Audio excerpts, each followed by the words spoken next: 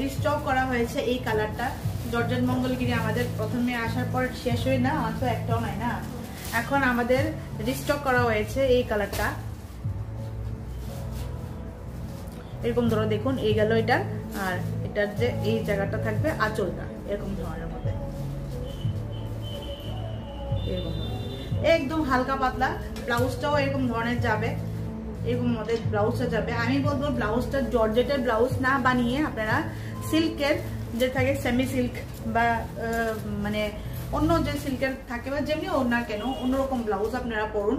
জর্জেটের ব্লাউজটা পরলে ভিতরের যে ইয়ানটা ভালো দিতে হবে, আদারওয়াইজ অনেক সময় পড়তে পড়তে এই জায়গার মধ্যে একটু হাতটা আমরা একটু এইভাবে মুভমেন্ট করি না, একটু টানা টানা খেয়ে যায় আর কি।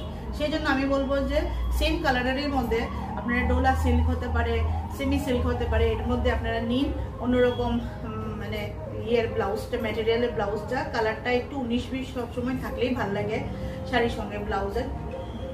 একটু হালকা 19-20 থাকলেও ভাল লাগে, আর তো কন্ট্রাস্টে করলে যার ইচ্ছা সেরকম ধরনের। এটা আমি একটা আপনাদেরকে দিলাম, আপনাদের ইচ্ছা।